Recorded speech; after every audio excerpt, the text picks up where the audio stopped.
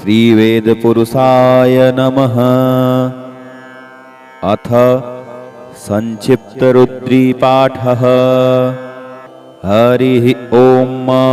गणानां त्वा गणपतिगुं हवामहे, प्रियाणां त्वा प्रियपतिगुं हवामहे, निधीनां त्वा निधिपतिगुं हवामहे। वसो मम आहमजानि गर्भधमा, त्वमजासि गर्भधम्मा। गायत्री त्रिष्टुप्जगत्यनुष्टुप् सह बृहत्युष्णिः ककुप्सूचिभिः सम्यं तुत्वा द्विपदाजाश्चतुष्पदास्त्रिपदाजाश्च खट्पदाः विच्छन्दाजाश्च सच्छन्दाः सूचिभिः सम्यं तुत्वा सहस्तोमाः सह छन्दस आवृतः सह प्रमारिखयः सप्तदेव्याः पूर्वेखां पन्था मनुदिश्य धीरा अन्वालेभिरे रथ्यो नरस्मिन् जज्जाग्रतो दूरमुदयति दैवं तदुसुप्तस्य तथैवैति दूरङ्गमं ज्योतिखां ज्योतिरेकं तन्मे मनः शिवसङ्कल्पमस्तु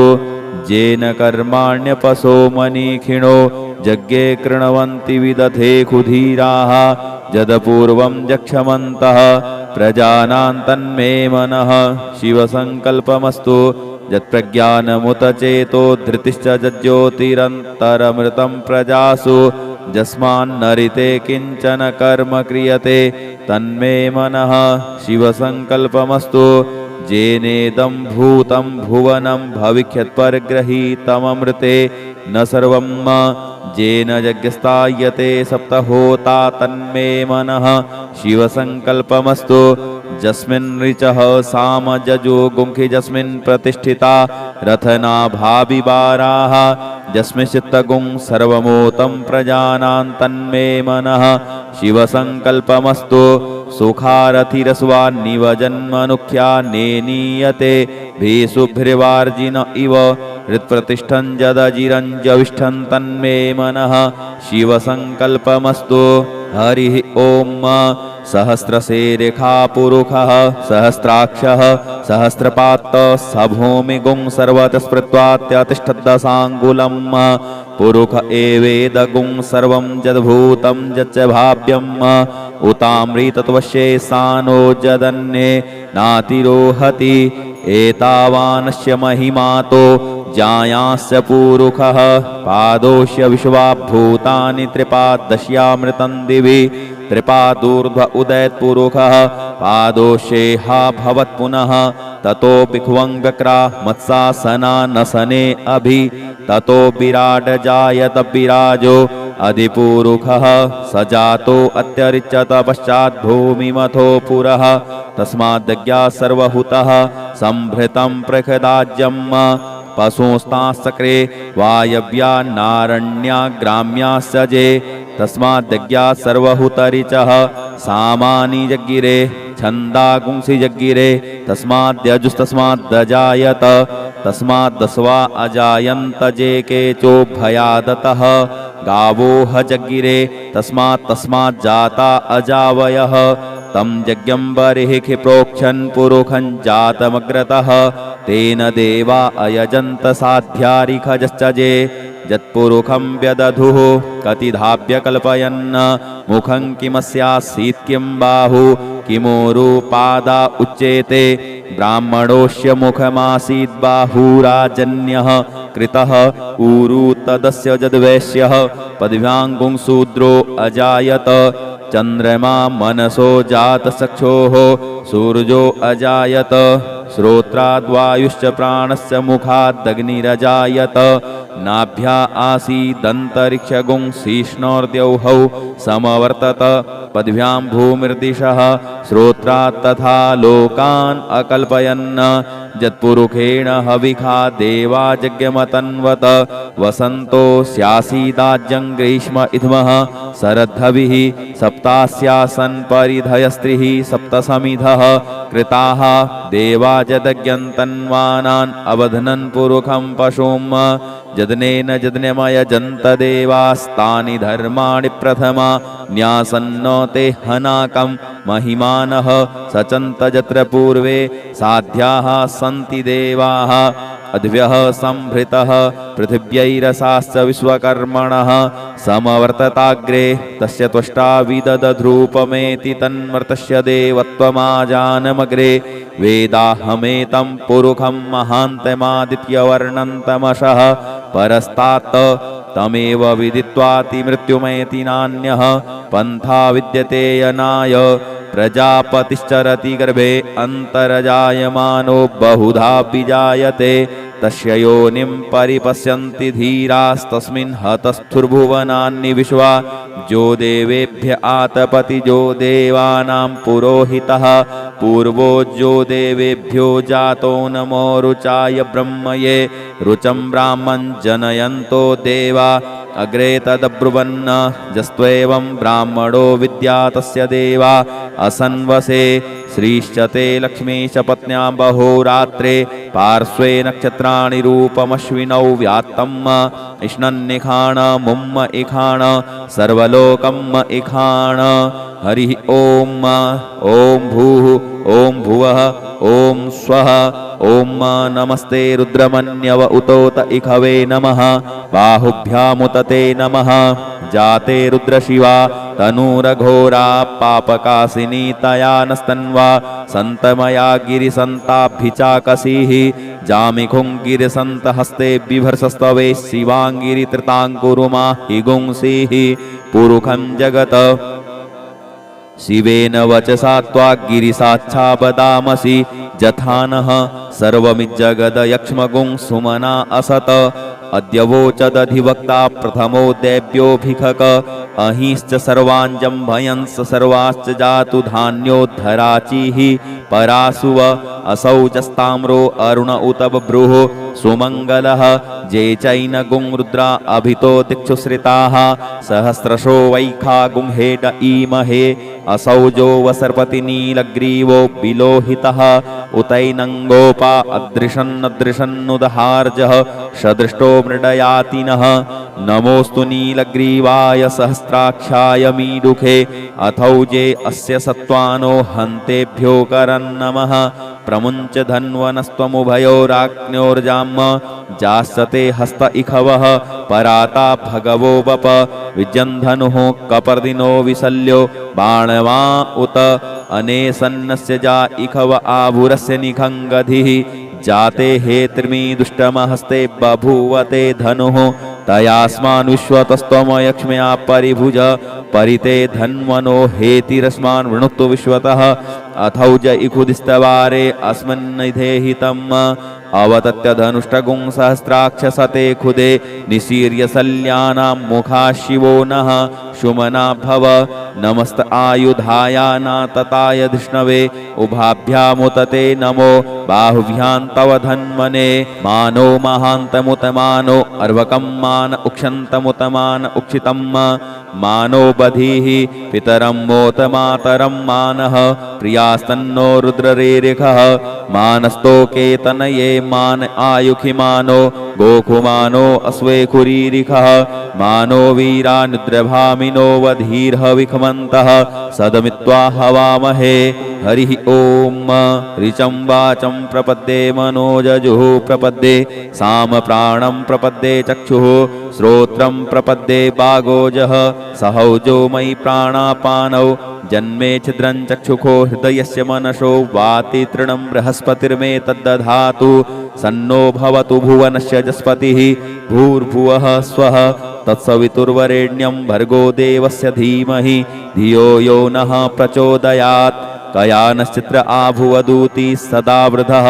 सखा कया सचिष्टया वृता कस्त्वा सत्यो मदानाम गुंहिष्टो मत्सदन्धसः दृढा चिदारुजे वसु अभिखुणः सखीनामविता जरित्रिणां सतं भवाश्योतिभिः कया त्वन्न ऊत्याभिप्रबन्धसे बृखन्न कया स्तोत्रिभ्य आभर इन्द्रो विश्वस्य राजति सन्नो अस्तु द्विपदे सञ्चतुष्पदे सन्नो मित्रः संवरुणः सन्नो भवत्वर्जमा सन्न इन्द्रो बृहस्पतिः सन्नो विष्णुरुक्रमः सन्नो वातः पवतागुं सन्नस्तपतु सूर्यः सन्नः कनिक्रतद्देवः पर्जन्यो अभिवरेखतु आहानि सम्भवन्तु नः सगुं रात्रिः प्रतिधीयताम् सन्न इन्द्राग्नि भवतामवोभिः सन्न इन्द्रा वरुणारात हव्या सन्न इन्द्रा पूखणा वाजसातौ समिन्द्रा सोमा सुविताय संजोः सन्नो देवी रविष्टय आपो भवन्तु पीतये संजोरविस्रवन्तु नः श्योना पृथविनो भवा निक्षरान्निवेशनि गच्छानः सर्वसप्रथाः आपो हिष्टामयो भुवस्तान ऊर्जे दधातनः महेरणाय चक्षसे जो वह शिवतमो रसस्तस्य भाजयते हनः उसतीरिव मातरः तस्मा अरङ्गमामवोजस्य छयाय जिन्वथ आपो जनजथाचनः द्यौहौ शान्तिरन्तरिक्षगुं शान्तिः पृथिवी शान्तिरापः शान्ति ओषधयः शान्तिः वनस्पतयः शान्तिर्विश्वे देवाः शान्तिर्ब्रह्म शान्तिः सर्वगुं शान्तिः शान्तिरेव शान्तिः सामा शान्तिरेधि धृते द्विगुंहमा मित्रस्य मा चक्षुखा सर्वाणि भूतानि समीक्ष्यन्ताम् मित्रस्याहं चक्षुखा सर्वाणि भूतानि समीक्षे मित्रस्य चक्षुखा समीक्ष्यामहे धृते द्विगुंहमा जोक्ते सन्दृशजीव्या संजोक्ते सन्दृशजीव्या सम्म नमस्ते हरसे सोचिखे नमस्ते अस्त्वर्चिखे अन्यास्ते अस्मत्तपन्तु हेतयः पावको अस्मभ्यगुं शिवो भव नमस्ते अस्तु विद्युते नमस्ते स्तनयित्नवे नमस्ते भगवन्नस्तु यतः स्वः समीहसे यतो यतः समीहसे ततो नो अभयं कुरु सन्नः कुरु प्रजाभ्यो भयन्नः पशुभ्यः सुमित्रियान आप औषधयः सन्तु दुर्मित्रियास्तस्मै सन्तु जो अस्मान् द्वेष्टियञ्च वयं द्विक्मः तच्चक्षुर्देव हितं पुरस्तात् शुक्रमुच्चरत पश्येम शरदः सतं जीवेम शरदः शतगुं शृणुयाम शरदः शतं पब्रवाम शरदः शतमदीनाः श्याम शरदः शतं भूयश्च शरदः शतात्त हरिः ओम स्वस्ति न इंद्रो वृधस्रवाः स्वस्ति नः पूषा विश्ववेदाः स्वस्ति नस्तारक्षो अरिष्टनेमिः स्वस्ति नो बृहस्पतिर्दधातु ओम पयः पृथिव्यां पय औषधीकुपयो दिव्यन्तरिक्षे पयोधाः पयस्वतीः प्रदिशः सन्तु मह्यम् ओम विष्णोरराटमसि विष्णोः स्नप्तेस्तो विष्णोः शूरसि विष्णो ध्रुवोषि वैष्णवमसि विष्णवे त्वा ओम अग्निर्देवता वातो देवता सूर्यो देवता चंद्रमा देवता वशवो देवता रुद्रा देवता द्वित्या देवता मरुतो देवता विश्वे देवा देवता बृहस्पतिर्देवतेन्द्रो देवता वरुणो देवता ओम सद्यो जातं प्रपद्यामि सद्यो जाताय वै नमो नमः भवे भवेनाति भवे भवस्वमां भवोद्भवाय नमः वामदेवाय नमो ज्येष्ठाय नमः श्रेष्ठाय नमो रुद्राय नमः कालाय नमः कलविकर्णाय नमो बलविकर्णाय नमो बलाय नमो बलप्रमथनाय नमः सर्वभूतदमनाय नमो मनोन्मनाय नमः अघोरेभ्योऽघोरेभ्यो घोरघोरतरेभ्यः सर्वेभ्यः सर्वसर्वेभ्यो नमस्ते अस्तु रुद्ररूपेभ्यः तत्पुरुषाय विद्महे महादेवाय धीमहि तन्नो रुद्रः प्रचोदयात् ईशानः सर्वविद्यानाम् ईश्वरः सर्वभूतानां ब्रह्माधिपतिर्ब्रह्मणोऽधिपतिर्ब्रह्मा शिवो मे अस्तु सदा शिवोम ओम शिवो नामासि स्वधितिस्ते पिता नमस्ते अस्तु मामा हि गुंसीः निवर्तयाम्यायुखे नाद्याय प्रजनना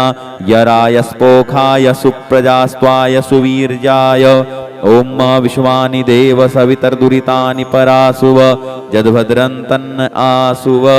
ॐ द्यौः शान्तिरन्तरिक्षगुं शान्तिः पृथिवी शान्तिरापः शान्ति ओषधयः शान्तिः वनस्पतयः शान्तिर्विश्वे देवाः शान्तिर्ब्रह्म शान्तिः सर्वगुं शान्तिः शान्तिरेव शान्तिः सामा शान्तिरेधि ॐ सर्वेखां वा एकवेदानां गुंरसो यत्साम सर्वेखां मे वैनवे तद्वेदानां गुंरसेनाभिखिञ्चति हरिः ॐ गणानां त्वा गणपतिगुं हवामहे प्रियाणां त्वा प्रियपतिगुं हवामहे निधीनां त्वा निधिपतिगुं हवामहे वसो मम आहमजानि गर्भधमा त्वमजासि गर्भधम्मा गायत्री त्रिष्टुप्जगत्यनुष्टुप् पङ्क्त्या सह बृहत्युष्णिहा ककुप्सूचिभिः सम्यं तुत्वा द्विपदाजाश्चतुष्पदास्त्रिपदाजाश्च खट्पदाः विच्छन्दाजाश्च सच्छन्दाः सूचिभिः सम्यं तुत्वा सहस्तोमाः सह छन्दस आवृतः सह प्रमारिखयः सप्तदेव्याः पूर्वेखां पन्था मनुदिश्य धीरा अन्वालेभिरे रथ्यो नरस्मिन् जज्जाग्रतो दूरमुदैति दैवं तदुसुप्तस्य तथैवैति दूरङ्गमं ज्योतिखां ज्योतिरेकं तन्मे मनः शिवसङ्कल्पमस्तु येन कर्माण्यपसो मनीखिणो यज्ञे कृण्वन्ति विदधे खुधीराः यदपूर्वं जक्षमन्तः प्रजानां तन्मे मनः शिवसङ्कल्पमस्तु यत्प्रज्ञानमुत चेतो धृतिश्च ज्योतिरन्तरमृतं प्रजासु यस्मान्नरिते किञ्चन कर्म क्रियते तन्मे मनः शिवसङ्कल्पमस्तु येनेदं भूतं भुवनं भविष्यत्परिगृहीतममृते न सर्वं येन यज्ञस्तायते सप्तहोता तन्मे मनः शिवसङ्कल्पमस्तु यस्मिन् ऋचः साम जजो गुंखि यस्मिन् प्रतिष्ठिता रथनाभाविवाराः यस्मिन् चित्तगुं सर्वमोतं प्रजानां तन्मे मनः शिवसङ्कल्पमस्तु सुखारथिरस्वान्निव जन्मनुख्या नेनीयते भीषुभ्रिवार्जिन इव हृत्प्रतिष्ठं जदजिरञ्जविष्ठं तन्मे मनः शिवसङ्कल्पमस्तु हरिः ॐ सहस्रशेरेखा पुरुषः सहस्राक्षः सहस्रपात् स भूमिगुं सर्वतस्पृत्वात्यतिष्ठद्दशाङ्गुलं पुरुष एवेदगुं सर्वं यद्भूतं यच्च भाव्यम् उतामृतत्वशेषानो जदन्ये नातिरोहति एतावानस्य महिमातो जायांश्च पुरुषः पादोष्य विश्वाभूतानि त्रिपादश्यामृतं दिवि त्रिपादूर्ध्व उदयत्पुरुषः पादोषेहा भवत् पुनः ततो भिक्वं व्यक्रा मत्सासनानसने अभि ततो विराट जायत विराजो अधिपुरुषः स जातो अत्यरिच्यत पश्चात् भूमिमथो पुरः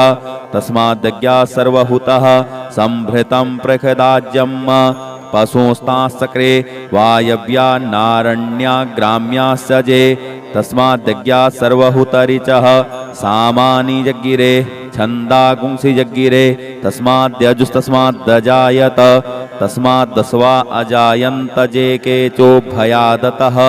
गावोह जग्गिरे तस्माज्जाता अजावयः तं यज्ञं बर्हिः प्रोक्षन् पुरुषं जातमग्रतः तेन देवा अयजन्त साध्यारिखजश्च जे यत्पुरुषं व्यदधुः कतिधाभ्य कल्पयन् मुखं किमस्यासीत् किं बाहु किमोरुपादा उच्येते ब्राह्मणोऽस्य मुखमासीत् बाहुराजन्यः कृतः ऊरु तदस्य यद्वैश्यः पदव्याङ्गुं शूद्रो अजायत चन्द्रमा मनसो जातचक्षोः सूर्यो अजायत श्रोत्राद्वायुश्च प्राणस्य मुखादग्निरजायत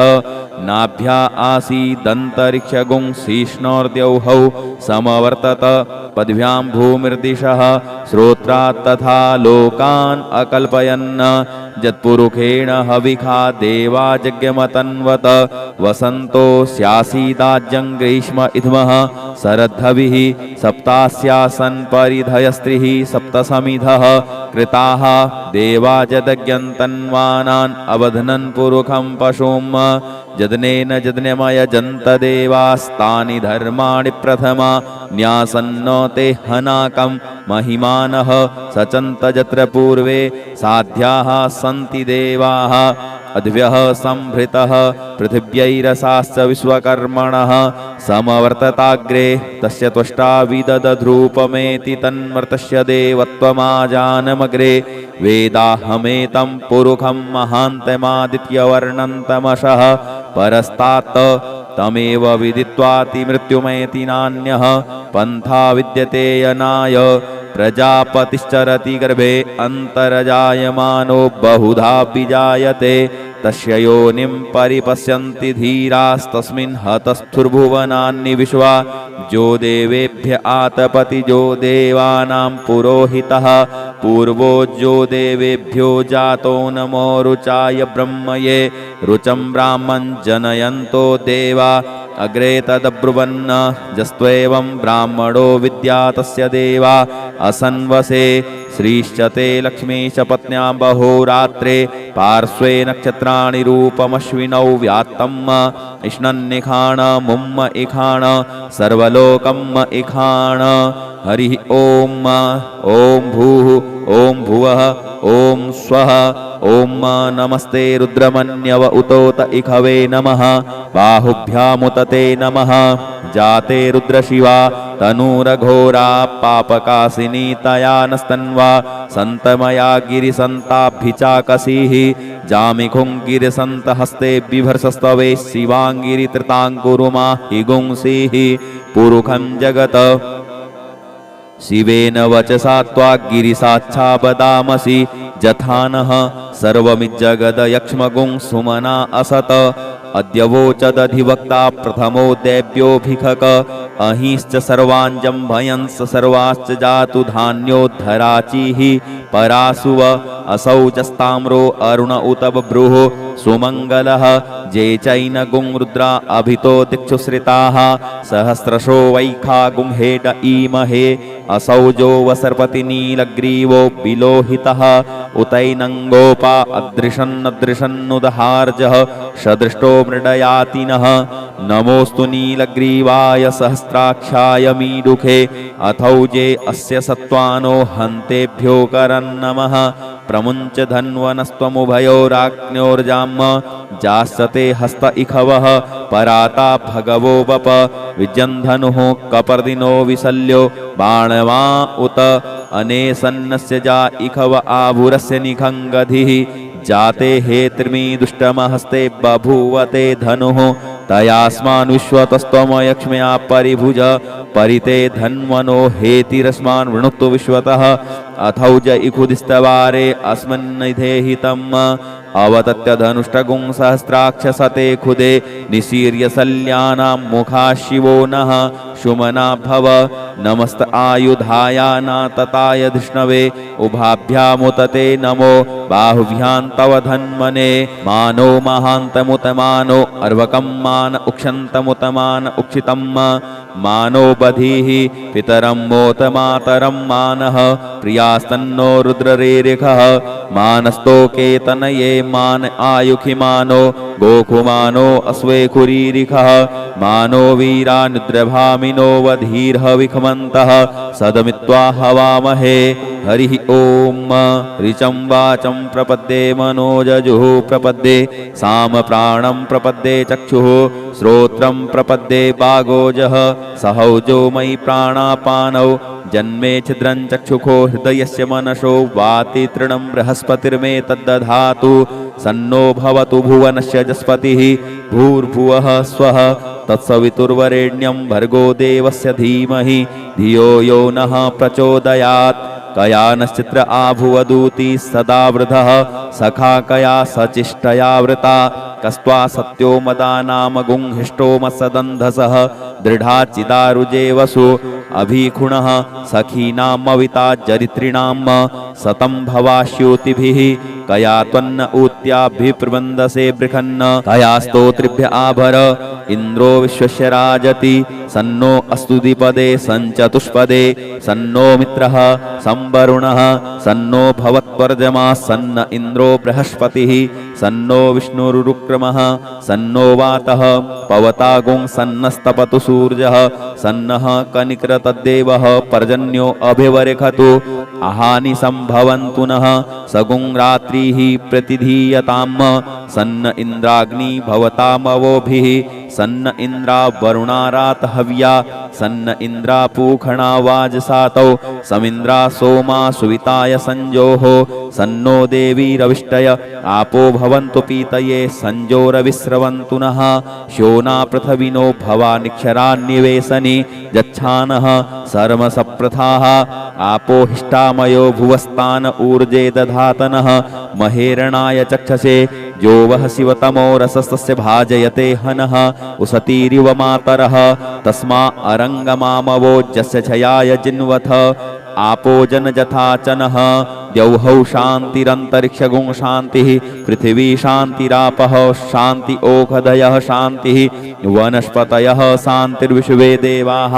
शान्तिर्ब्रह्म शान्तिः सर्वगुं शान्तिः शान्तिरेव शान्तिः सामा शान्तिरेधि धृते द्विगुंहमा मित्रस्य मा चक्षुखा सर्वाणि भूतानि समीक्ष्यन्ताम् मित्रस्याहं चक्षुखा सर्वाणि भूतानि समीक्षे मित्रस्य चक्षुखा समीक्ष्यामहे धृते द्विगुंहमा जोक्ते सन्दृशजीव्या संजोक्ते सन्दृशजीव्या सम्म नमस्ते हरसे सोचिखे नमस्ते अस्त्वर्चिखे अन्यास्ते अस्मत्तपन्तु हेतयः पावको अस्मभ्यगुं शिवो भव नमस्ते अस्तु विद्युते नमस्ते स्तनैत्नवे नमस्ते भगवन्नस्तु यतः स्वः समीहसे यतो यतः समीहसे ततो नो अभयं कुरु सन्नः कुरु प्रजाभ्यो भयन्नः पशुभ्यः सुमित्रियान आप औषधयः सन्तु दुर्मित्रियास्तस्मै सन्तु जो अस्मान् द्वेष्टियञ्च वयं द्विक्मः तच्चक्षुर्देव हितं पुरस्तात् शुक्रमुच्चरत पश्येम शरदः सतं जीवेम शरदः सतगुं शृणुयाम शरदः सतं पब्रवाम शरदः सतमदीनाः श्याम शरदः सतं भूयश्च शरदः सतात्त हरिः ओम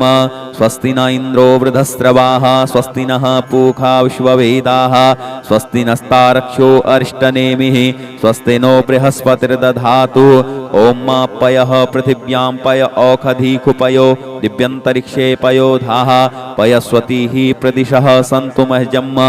ओम विष्णोरराटमसि विष्णोः स्नप्तेस्तो विष्णोः शूरसि विष्णो ध्रुवोषि वैष्णवमसि विष्णवे त्वा ओम अग्निर्देवता वातो देवता सूर्यो देवता चंद्रमा देवता वशवो देवता रुद्रा देवता दित्या देवता मरुतो देवता विश्वे देवा देवता बृहस्पतिर्देवतेन्द्रो देवता वरुणो देवता ओम सद्यो जातं प्रपद्यामि सद्यो जाताय वै नमो नमः भवे भवेनाति भवे भवस्व मां भवोद्भवाय नमः वामदेवाय नमो ज्येष्ठाय नमः श्रेष्ठाय नमो रुद्राय नमः कालाय नमः कलविकर्णाय नमो बलविकर्णाय नमो बलाय नमो बलप्रमथनाय नमः सर्वभूतदमनाय नमो मनोन्मनाय नमः अघोरेभ्योऽघोरेभ्यो घोरघोरतरेभ्यः सर्वेभ्यः सर्वसर्वेभ्यो नमस्ते अस्तु रुद्ररूपेभ्यः तत्पुरुषाय विद्महे महादेवाय धीमहि तन्नो रुद्रः प्रचोदयात् ईशानः सर्वविद्यानाम् ईश्वरः सर्वभूतानां ब्रह्माधिपतिर्ब्रह्मणोऽधिपतिर्ब्रह्मा शिवो मे अस्तु सदा शिवोम ओम शिवो नामा शिश्वधितिस्ते पिता नमस्ते अस्तु मामा हि गुंसीः निवर्तयाम्यायुखे नाद्याय प्रजनना यराय स्पोखाय सुप्रजास्त्वाय सुवीर्याय ॐ विश्वानि देव सवितर्दुरितानि परासुव जद्भद्रं तन्न आसुव ॐ द्यौः शान्तिरन्तरिक्षगुं शान्तिः पृथिवी शान्तिरापः शान्ति ओषधयः शान्तिः वनस्पतयः शान्तिर्विश्वे देवाः शान्तिर्ब्रह्म शान्तिः सर्वगुं शान्तिः शान्तिरेव शान्तिः सामा शान्तिरेधि ॐ सर्वेखां वा एकवेदानां गुंरसो यत्साम सर्वेखां मे वैनवे तद्वेदानां गुंरसेनाभिषिञ्चति हरिः ॐ गणानां त्वा गणपतिगुं हवामहे प्रियाणां त्वा प्रियपतिगुं हवामहे निधीनां त्वा निधिपतिगुं हवामहे वसो मम आहमजानि गर्भधमा त्वमजासि गर्भधम्मा गायत्री त्रिष्टुप्जगत्यनुष्टुप् सह बृहत्युष्णिहा ककुप्सूचिभिः सम्यं तुत्वा द्विपदाजाश्चतुष्पदास्त्रिपदाजाश्च खट्पदाः विच्छन्दाजाश्च सच्छन्दाः सूचिभिः सम्यं तुत्वा सहस्तोमाः सह छन्दस आवृतः सह प्रमारिखयः सप्तदेव्याः पूर्वेखां पन्था मनुदिश्य धीरा अन्वालेभिरेरथ्यो नरस्मिन् जज्जाग्रतो दूरमुदैति दैवं तदुसुप्तस्य तथैवैति दूरङ्गमं ज्योतिखां ज्योतिरेकं तन्मे मनः शिवसङ्कल्पमस्तु येन कर्माण्यपसो मनीखिणो यज्ञे कृण्वन्ति विदधे खुधीराः यदपूर्वं जक्षमन्तः प्रजानां तन्मे मनः शिवसङ्कल्पमस्तु यत्प्रज्ञानमुत चेतो धृतिश्च ज्योतिरन्तरमृतं प्रजासु यस्मान्नरिते किञ्चन कर्म क्रियते तन्मे मनः शिवसङ्कल्पमस्तु येनेदं भूतं भुवनं भविष्यत्परिगृहीतममृते न सर्वं येन यज्ञस्तायते सप्तहोता तन्मे मनः शिवसङ्कल्पमस्तु यस्मिन् ऋचः साम जजो गुंखि यस्मिन् प्रतिष्ठिता रथनाभाविवाराः यस्मिन् चित्तगुं सर्वमोतं प्रजानां तन्मे मनः शिवसङ्कल्पमस्तु सुखारथिरस्वान्निव जन्मनुख्या नेनीयते भीषुभिर्वार्जिन इव हृत्प्रतिष्ठं जदजिरञ्जविष्ठं तन्मे मनः शिवसङ्कल्पमस्तु हरिः ॐ सहस्रशेरेखा पुरुषः सहस्राक्षः सहस्रपात्तः स भूमिगुं सर्वतः स्मृत्वात्यतिष्ठद्दशाङ्गुलं पुरुष एवेदगुं सर्वं यद्भूतं यच्च भाव्यम् उतामृतत्वशेषानो जदन्ये नातिरोहति एतावानस्य महिमातो जायांस्य पुरुषः पादोष्य विश्वाभूतानि त्रिपादश्यामृतं दिवि त्रिपादूर्ध्व उदयत्पुरुषः पादोषेहा भवत् पुनः ततो भिक्वं व्यक्रा मत्सासना नसने अभि ततो विराट जायत विराजो अधिपुरुषः स जातो अत्यरिच्यत पश्चात् भूमिमथो पुरः तस्माद्यज्ञा सर्वहुतः संभृतं प्रखदाज्यम् पशुस्तांश्चक्रे वायव्या नारण्या ग्राम्यास्यजे तस्माद्यज्ञा सर्वहुतरिचः सामानि जग्गिरे छन्दागुंसि जग्गिरे तस्माद्यजुस्तस्माद्दजायत तस्माद्दस्वा अजायन्त जे केचोभयादतः गावोह जग्गिरे तस्माज्जाता अजावयः तं यज्ञं बर्हिः प्रोक्षन् पुरुषं जातमग्रतः तेन देवा अयजन्त साध्यारिखजश्चजे यत्पुरुषं व्यदधुः कतिधाभ्य कल्पयन् मुखं किमस्यासीत् किं बाहु किमोरुपादा उच्येते ब्राह्मणोऽस्य मुखमासीत् बाहुराजन्यः कृतः ऊरु तदस्य यद्वैश्यः पदव्याङ्गुं शूद्रो अजायत चन्द्रमा मनसो जातचक्षोः सूर्यो अजायत श्रोत्राद्वायुश्च प्राणस्य मुखादग्निरजायत नाभ्या आसीदन्तरिक्षगुं शीष्णोर्द्यौहौ समवर्तत पद्भ्यां भूमिर्दिशः श्रोत्रात् तथा लोकान् अकल्पयन् यत्पुरुषेण हविखा देवा यज्ञमतन्वत वसन्तो स्यासीदाज्यं ग्रीष्म इध्मः शरद्धविः सप्तास्यासन् परिधयस्त्रिः सप्तसमिधः कृताः देवा यदज्ञन्तन्वानान् अवध्नन् पुरुखं पशुं यज्ञेन यज्ञमयजन्त देवास्तानि धर्माणि प्रथमा न्यासन्नो ते हनाकं महिमानः सचन्त यत्र पूर्वे साध्याः सन्ति देवाः अद्भ्यः संभृतः पृथिव्यैरसाश्च विश्वकर्मणः समवर्तताग्रे तस्य त्वष्टा विदधद्रूपमेति तन्मर्तस्य देवत्वमाजानमग्रे वेदाहमेतं पुरुखं महान्तमादित्यवर्णन्तमशः परस्तात् तमेव विदित्वाति मृत्युमेति नान्यः पन्था विद्यते यनाय प्रजापतिश्चरति गर्भे अन्तर्जायमानो बहुधापि जायते तस्य योनिं परिपश्यन्ति धीरास्तस्मिन् हतस्थुर्भुवनानि विश्वा जो देवेभ्य आतपति जो देवानां पुरोहितः पूर्वो जो देवेभ्यो जातो नमो रुचाय ब्रह्मये रुचं ब्राह्मं जनयन्तो देवा अग्रे तदब्रुवन् जस्त्वेवं ब्राह्मणो विद्या तस्य देवा असन्वसे श्रीश्च ते लक्ष्मीश पत्न्यां बहोरात्रे पार्श्वे नक्षत्राणि रूपमश्विनौ व्यात्तम् इष्णन्निखाण मुम्म इखाण सर्वलोकम् इखाण हरिः ॐ ॐ भूः ॐ भुवः ॐ स्वः ॐ नमस्ते रुद्रमन्यव उतोत इखवे नमः बाहुभ्यामुतते नमः जाते रुद्रशिवा तनूरघोरा पापकासिनी तया नस्तन्वा सन्तमया गिरिसन्ताभिचाकसीः जामिखुं गिरिसन्तहस्ते बिभर्षस्तवे शिवाङ्गिरितृताङ्कुरुमा हि गुंसीः पुरुखं जगत शिवेन वचसा त्वाग्गिरिसाच्छाबदामसि जथानः सर्वमिज्जगदयक्ष्मगुं सुमना असत अद्यवोचदधिवक्ता प्रथमो दैव्योऽभिखक अहिंश्च सर्वाञ्जं भयंस सर्वाश्च जातु धान्योद्धराचिः परासुव असौ जस्ताम्रो अरुण उत बभ्रुः सुमङ्गलः जे चैन गुं रुद्रा अभितो दिक्षुश्रिताः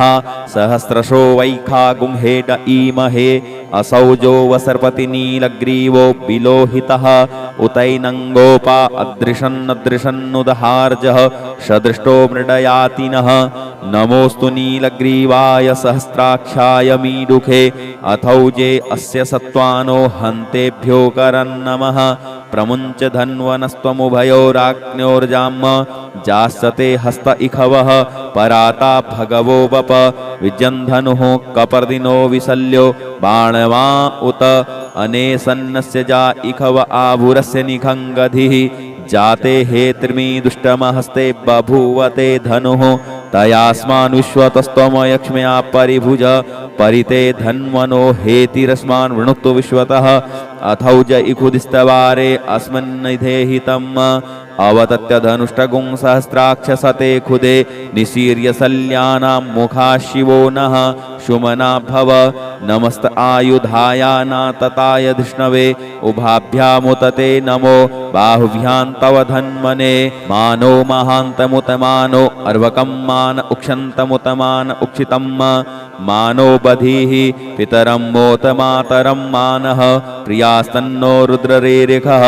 मानस्तोकेतनये मान आयुखिमानो गोकुमानो अश्वेखुरीरिखः मानो वीरानुद्रभामिनो वधीर्हविखमन्तः सदमित्वा हवामहे हरिः ॐ ऋचं वाचं प्रपद्ये मनोजजुः प्रपद्ये सामप्राणं प्रपद्ये चक्षुः श्रोत्रं प्रपद्ये वागोजः सहौजो मयि प्राणापानौ जन्मे छिद्रं चक्षुखो हृदयस्य मनसो वाति तृणं बृहस्पतिर्मे तद्दधातु सन्नो भवतु भुवनस्य जस्पतिः भूर्भुवः स्वः तत्सवितुर्वरेण्यं भर्गो देवस्य धीमहि धियो यो नः प्रचोदयात् कया नश्चित्र आभुवदूति सदा वृधः सखा कया सचिष्टया वृता कस्त्वा सत्यो मदानामगुंहिष्टो मत्सदन्धसः दृढाचिदारुजे वसु अभिखुणः सखीनामविता जरित्रिणां सतं भवाश्योतिभिः कया त्वन्न ऊत्याभिप्रबन्धसे बृखन्न कया स्तोत्रिभ्य आभर इन्द्रो विश्वस्य राजति सन्नो अस्तु द्विपदे सञ्चतुष्पदे सन्नो मित्रः संवरुणः सन्नो भवत्वर्जमा सन्न इन्द्रो बृहस्पतिः सन्नो विष्णुरुक्रमः सन्नो वातः पवतागुं सन्नस्तपतु सूर्यः सन्नः कनिक्रतद्देवः पर्जन्यो अभिवर्खतु अहानि सम्भवन्तु नः सगुं रात्रिः प्रतिधीयताम् सन्न इन्द्राग्नि भवतामवोभिः सन्न इन्द्रा वरुणारात हव्या सन्न इन्द्रा पूखणा वाजसातौ समिन्द्रा सोमा सुविताय संजोः सन्नो देवी रविष्टय आपो भवन्तु पीतये संजोरविस्रवन्तु नः श्योना पृथविनो भवानिक्षरान्निवेशनि यच्छानः सर्वसप्रथाः आपो हिष्टामयो भुवस्तान ऊर्जे दधातनः महेरणाय चक्षसे जो वह शिवतमो रसस्तस्य भाजयते हनः उसतीरिव मातरः तस्मा अरंगमामवोजस्य छयाय जिन्वथ आपो जन जथाचनः द्यौहौ शान्तिरन्तरिक्षगुं शान्तिः पृथिवी शान्तिरापः शान्ति ओषधयः शान्तिः वनस्पतयः शान्तिर्विश्वे देवाः शान्तिर्ब्रह्म शान्तिः सर्वगुं शान्तिः शान्तिरेव शान्तिः सामा शान्तिरेधि धृते द्विगुंहमा मित्रस्य मा चक्षुषा सर्वाणि भूतानि समीक्ष्यन्ताम् मित्रस्याहं चक्षुषा सर्वाणि भूतानि समीक्षे मित्रस्य चक्षुषा समीक्ष्यामहे धृते द्विगुंहमा जोक्ते सन्दृशजीव्या संजोक्ते सन्दृशजीव्या सम्म नमस्ते हरसे सोचिखे नमस्ते अस्त्वर्चिखे अन्यास्ते अस्मत्तपन्तु हेतयः पावको अस्मभ्यगुं शिवो भव नमस्ते अस्तु विद्युते नमस्ते स्तनयित्नवे नमस्ते भगवन्नस्तु यतः स्वः समीहसे यतो यतः समीहसे ततो नो अभयं कुरु सन्नः कुरु प्रजाभ्यो भयन्नः पशुभ्यः सुमित्रियान आप औषधयः सन्तु दुर्मित्रियास्तस्मै सन्तु जो अस्मान् द्वेष्टियञ्च वयं द्विक्मः तच्चक्षुर्देव हितं पुरस्तात् शुक्रमुच्चरत पश्येम शरदः सतं जीवेम शरदः शतगुं शृणुयाम शरदः शतं पब्रवाम शरदः शतमदीनाः श्याम शरदः शतं भूयश्च शरदः शतात्त हरिः ओम स्वस्ति न इंद्रो वृधस्रवाः स्वस्ति नः पूषा विश्ववेदाः स्वस्ति नस्तारक्षो अरिष्टनेमिः स्वस्ति नो बृहस्पतिर्दधातु ओम पयः पृथिव्यां पय औषधीकुपयो दिव्यन्तरिक्षे पयोधाः पयस्वतीः प्रदिशः सन्तु मह्यम् ओम विष्णोरराटमसि विष्णोः स्नप्तेस्तो विष्णोः शूरसि विष्णो ध्रुवोषि वैष्णवमसि विष्णवे त्वा ओम अग्निर्देवता वातो देवता सूर्यो देवता चंद्रमा देवता वशवो देवता रुद्रा देवता द्वित्या देवता मरुतो देवता विश्वे देवा देवता बृहस्पतिर्देवतेन्द्रो देवता वरुणो देवता ओम सद्यो जातं प्रपद्यामि सद्यो जाताय वै नमो नमः भवे भवेनाति भवे भवस्वमां भवोद्भवाय नमः वामदेवाय नमो ज्येष्ठाय नमः श्रेष्ठाय नमो रुद्राय नमः कालाय नमः कलविकर्णाय नमो बलविकर्णाय नमो बलाय नमो बलप्रमथनाय नमः सर्वभूतदमनाय नमो मनोन्मनाय नमः अघोरेभ्योऽघोरेभ्यो घोरघोरतरेभ्यः सर्वेभ्यः सर्वसर्वेभ्यो नमस्ते अस्तु रुद्ररूपेभ्यः तत्पुरुषाय विद्महे महादेवाय धीमहि तन्नो रुद्रः प्रचोदयात् ईशानः सर्वविद्यानाम् ईश्वरः सर्वभूतानां ब्रह्माधिपतिर्ब्रह्मणोऽधिपतिर्ब्रह्मा शिवो मे अस्तु सदा शिवोम ओम शिवो नामाशिष्वधितिस्ते पिता नमस्ते अस्तु मामा हि गुंसीः निवर्तयाम्यायुखे नाद्याय प्रजनना यराय स्पोखाय सुप्रजास्त्वाय सुवीर्याय ओम विश्वानि देव सवितर्दुरितानि परासुव जद्भद्रं तन्न आसुव ॐ द्यौः शान्तिरन्तरिक्षगुं शान्तिः पृथिवी शान्तिरापः शान्ति ओषधयः शान्तिः वनस्पतयः शान्तिर्विश्वे देवाः शान्तिर्ब्रह्म शान्तिः सर्वगुं शान्तिः शान्तिरेव शान्तिः सामा शान्तिरेधि ॐ सर्वेखां वा एकवेदानां गुंरसो यत्साम सर्वेखां मे वैनवे तद्वेदानां गुंरसेनाभिषिञ्चति ॐ शान्तिः शान्तिः शान्तिः सुशान्तिर्भवतु सर्वा अरिष्टसुशान्तिर्भवतु। नमः पार्वतीपतये हर हर महादेव। यदक्षरपदभ्रष्टं मात्राहीनं च यद्भवेत् तत्सर्वं क्षम्यतां देव प्रसीद परमेश्वर। अनेन कृतेन श्री रुद्राभिषेककर्मणा श्री भवानी शंकर महारुद्रः प्रियतां न मम।